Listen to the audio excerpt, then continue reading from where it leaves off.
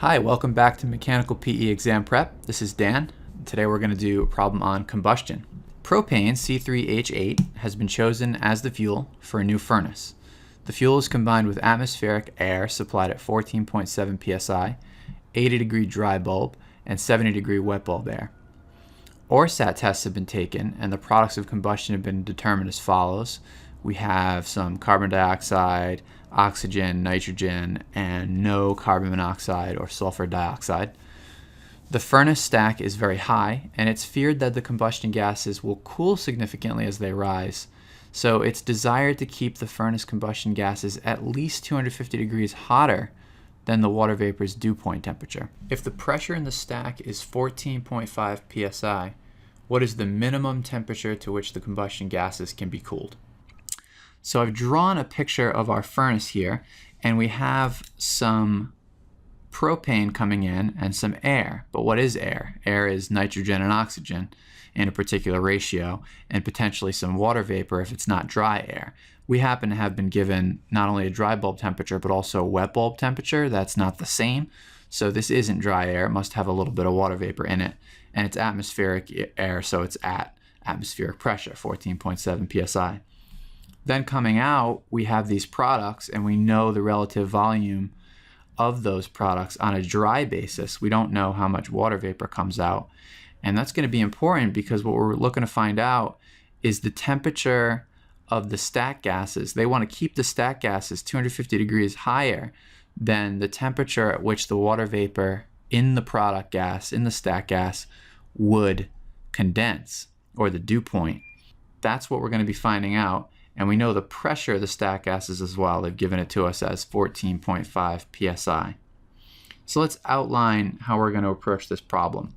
We're going to see some balancing reactions. We're going to use the psychrometric chart. We're going to talk about partial pressures.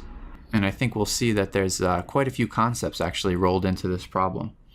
So let's jot down the steps that we're going to walk through. First, we'll write the combustion reaction. Next, we'll balance that reaction.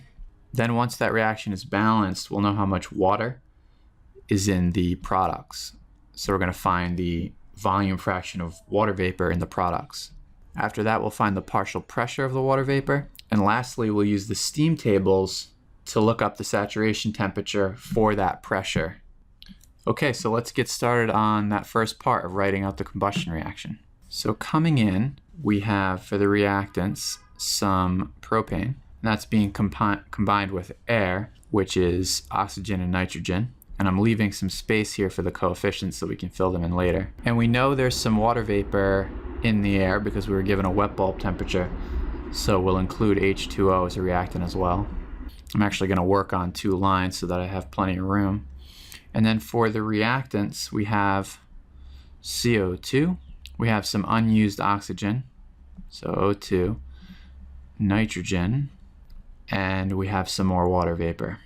There could potentially be other products as well, but we know from up top that there was no carbon monoxide, no sulfur dioxide, so this is what we have. When we're balancing these equations, the coefficients are usually done on a mole fraction basis, but if we assume that we're dealing with an ideal gas, the mole fractions are the same as the volumetric fractions. So we can just imagine that since we have this test given on 100% based on volume, we can assume that we have some fixed volume of product gas, and we can use those percentages as the coefficients for the products. So it said we had 9.9% CO2. If we had, let's say we had 100 cubic feet of product gas, then we'd have 9.9 cubic feet of CO2. So we can actually use that as the coefficient. And we know all the products. We know the oxygen is 6.1%, so we'll just say 6.1 cubic feet. And the nitrogen is 84%, so we'll say 84 cubic feet. The point is that these things are in proportion. They're in proportion by volume, then they're in proportion by moles if it's an ideal gas.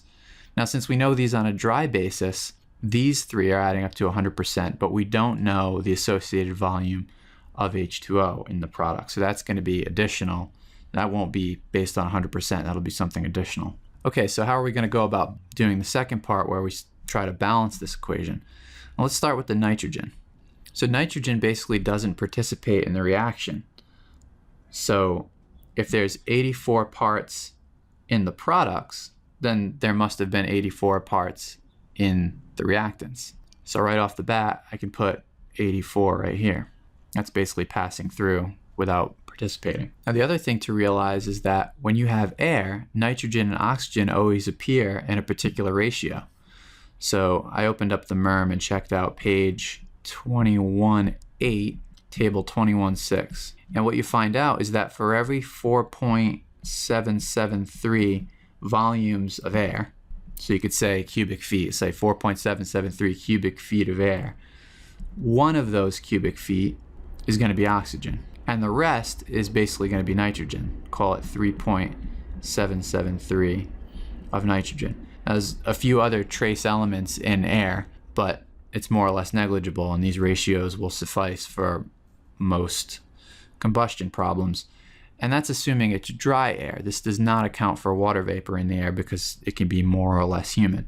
If we said we had 84 volume units of nitrogen in the reactants and it was standard atmospheric air, then we must have the appropriate ratio of oxygen coming along with it. So we can work out what that is. Why don't we say 3.773 units of nitrogen per 1 volume unit of oxygen. We have to keep a fixed ratio with that. So we have 84 units of nitrogen in our reactants. How much oxygen are we going to have? And if you solve that proportion, you'll find out that X equals 22.26. So that's going to be our oxygen coefficient in the reactants. 22.26. Okay, so next we can balance the carbon. Since we don't have any carbon monoxide to deal with, we only have carbon dioxide.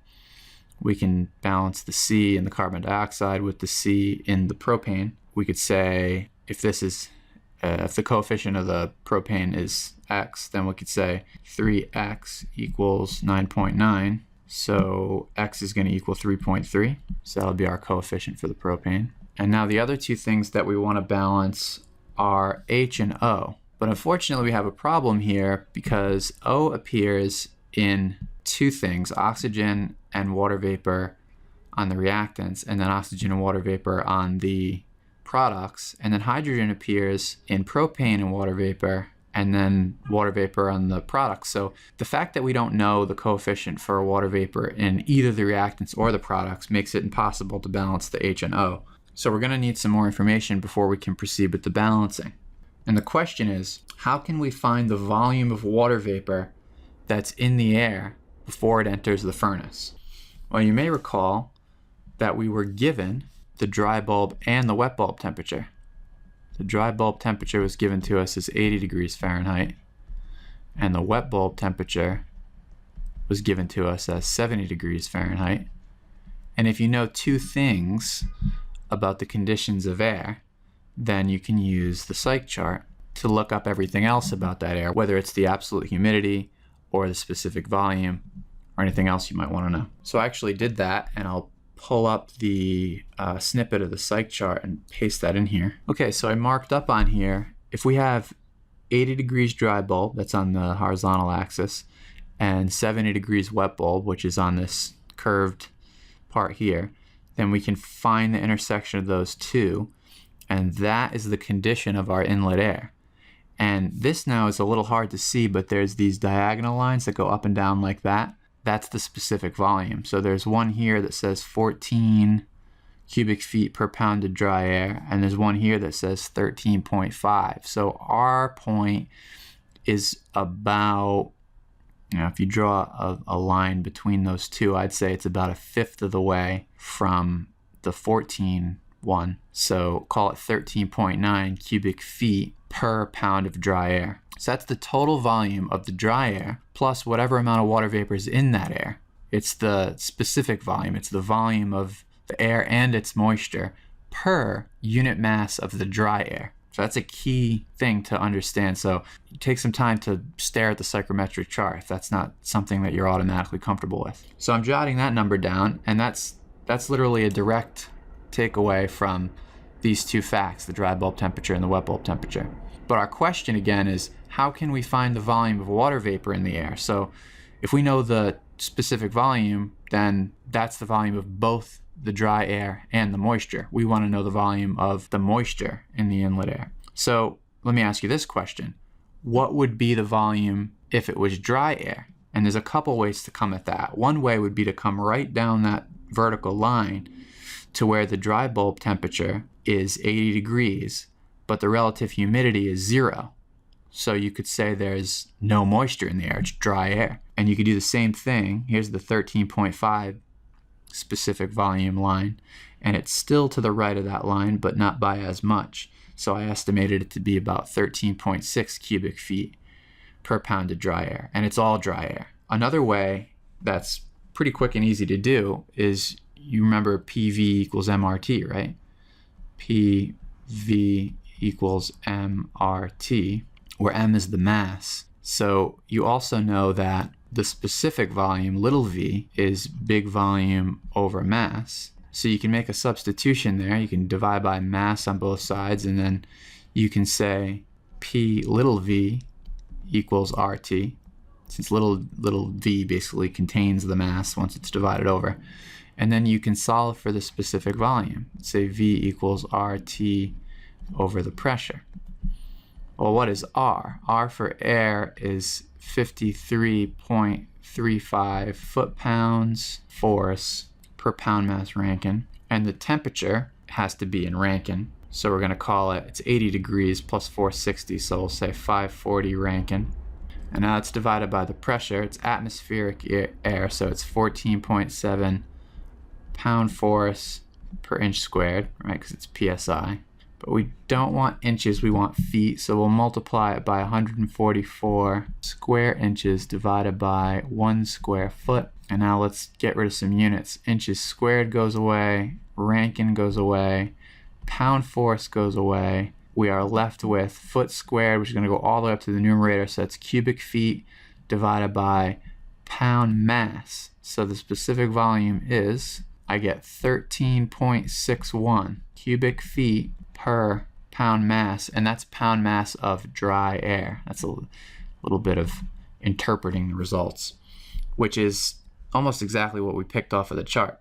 So what does this all mean? What's the difference in the specific volume of the moist inlet air that we actually have and what the dry air would be? The difference is 13.9 minus 13.6, so 0.3 cubic feet of water per pound of dry air. So that tells us the exact volume of water vapor in our inlet air. So let's ask another question.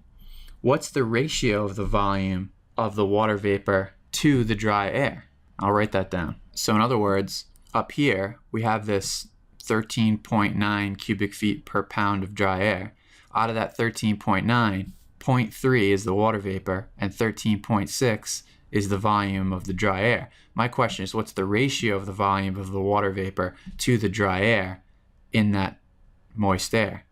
It would just be 0.3 divided by 13.6, which if you put that in your calculator, that's 0.022. Why am I interested in this? Well, if we can find out the ratio of the volume of water vapor to dry air in air that's at this condition, we know the volume of dry air that we actually have, don't we? If you go back up to the equation, we have 84 parts of nitrogen and 22.26 parts of oxygen. And collectively, oxygen plus nitrogen make up dry air. So that's 106.26. I'll just write it as 84 plus 22.26. which is 106.26. That's how many volume units of dry air we have. There must be how many units of volume of water vapor to go along with that dry air. We'll just multiply by the volume ratio of water vapor in the dry air. And that works out to 2.34. And that is the coefficient for the water vapor volume that we want to use up here in the reactants. Now, we could have assumed that there was no water vapor in the air, but I think that would be risky because this question is specifically interested in what the temperature should be of the products to make sure that water doesn't condense out of the air. And if we assume that there's no water vapor in the inlet air and that it's dry, then it's relatively more moist than our calculation will show, and the chances of water condensing out of it are better than what we're going to find out. So I think it's more conservative to actually take the time to figure this out. And I didn't do it both ways to compare, but I think we'll find that this is a meaningful percentage of the total amount of water vapor in the products, and it'll have been worth keeping it in the calculation. Okay, so now that we know a little more, we can pick up where we got blocked before, which is undoing the balance of the hydrogen and oxygen. I'll say let's go after the oxygen balance next. So unfortunately, it's a bit of scrolling up and down, so you'll have to take my word for it. But let's count up the oxygens. We're going to have 22.26 for the O2 in the reactants, plus 2.34 for the water vapor in the reactants. And then the other side, we have 9.9 for the CO2 in the products. And we need a 2 there because there's 2 oxygens in CO2. And then we have 6.1 times 2 for the unused O2.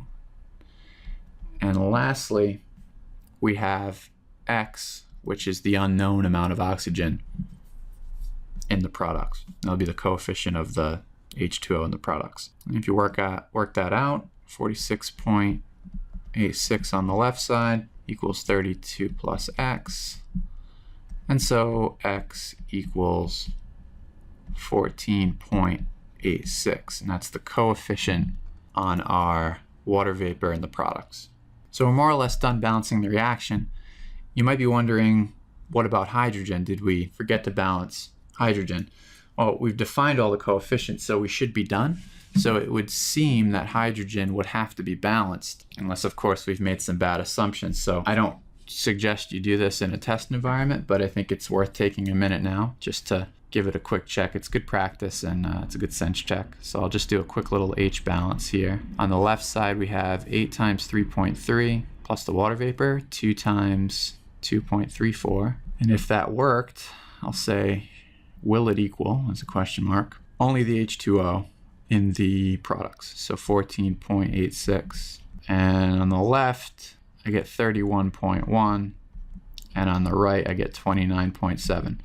So not exact, but it's within a few percent, so I think it's pretty close, and you could attribute that to any number of things. It could be our estimating while picking something off the psychrometric chart. It could be the fact that the product tester, gas tester, wasn't accurate enough to pick up some hydrocarbons that might have been in the air. Close enough for me. All right, so let's run back through how far we've come. We've done 1 and 2, and now we said the next thing we're going to do is find the volume fraction of water vapor in the product. So the whole point of balancing the reaction was so that we would figure out how much water vapor was in the product gases. Now that we have that, we can use it to figure out the volume fraction of water vapor in the products.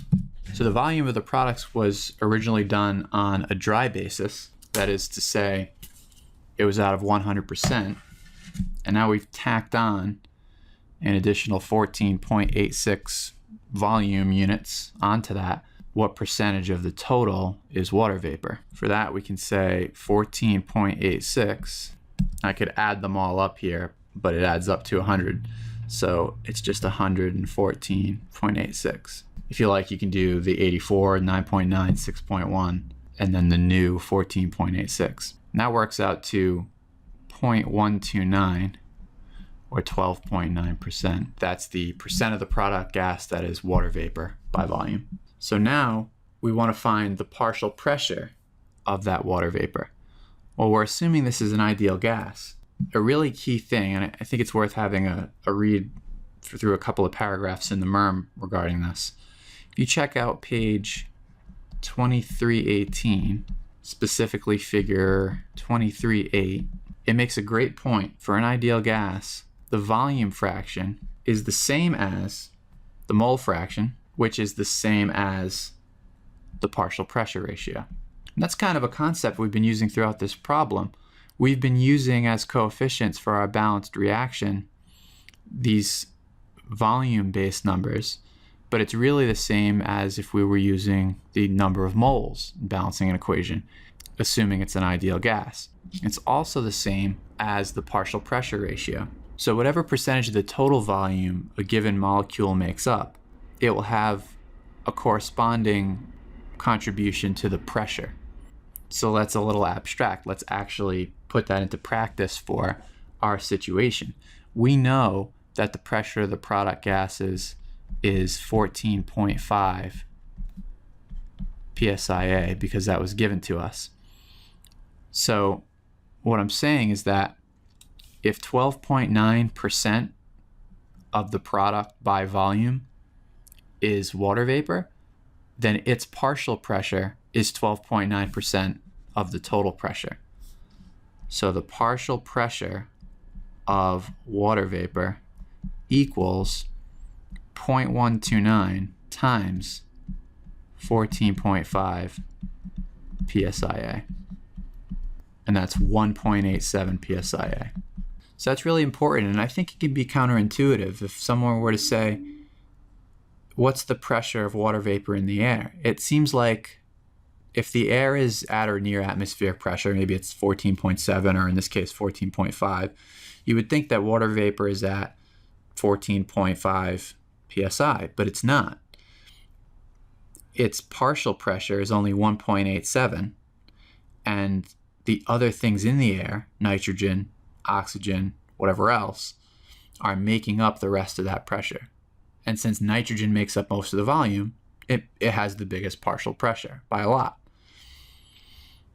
Anyway, once we know the partial pressure of water vapor, our next step, and this is step 5 in our list, is to look up the saturation temperature for that pressure in the steam table. So now we're basically just talking about water vapor. All we have to know at this point is this is water vapor, it's at a known pressure, and we want to know at what temperature it's going to condense for water vapor at this pressure. So we're treating it like steam. You can think of this as saturated steam that's about to condense, because in a sense it is.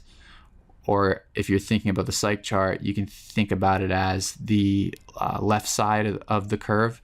You have a saturated, you have water vapor and air, but if you're doing air conditioning, you're cooling that air and you're going to reach the saturation temperature or the dew point, and the water vapor is going to condense out of the air. So kind of two ways to think about the same thing. So for this, we're going to go to app 23b, which if you've been doing a number of these examples, you know by now that that is the steam table. 23a is also the steam table. It's just that it's organized by temperature in 23a and it's organized by pressure in 23b. Since we're looking something up based on pressure, I'll prefer 23b, and I'll just pull out a few pressures and temperatures from that table. When the pressure is 1.5 psia, the temperature is 115.64. Our pressure is 1.87, which is not listed. We want to know the temperature. And at 2 psi, Tsat would be 126.03. So we can interpolate, and if you know how to do that already, feel free to skip ahead. I'm going to do it out here.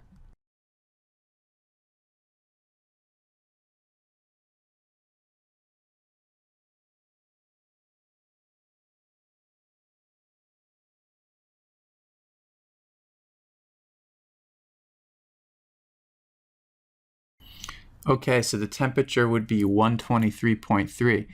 And what are we really saying here? This is the temperature at which water vapor will condense at our pressure, which is 1.87 psi. Now, of course, the folks operating this furnace are not comfortable running things quite that close. They want a buffer because they think that the stack gases are going to cool as they go up the stack and condensation would be an issue. So they want a pretty big buffer. They're calling for 250 degrees hotter than the water vapor's dew point. They don't want any of the water vapor to condense. So we're going to tack on an additional 250 degrees Fahrenheit on top of that. So let's do this plus, we'll just take this over here. plus 250. And that gives us, call it 373 degrees Fahrenheit. That is the minimum temperature to which the combustion gases can be cooled. So I hope that was helpful. If you have any questions, feel free to drop me an email, leave a comment, and let me know. I'll see you in the next video.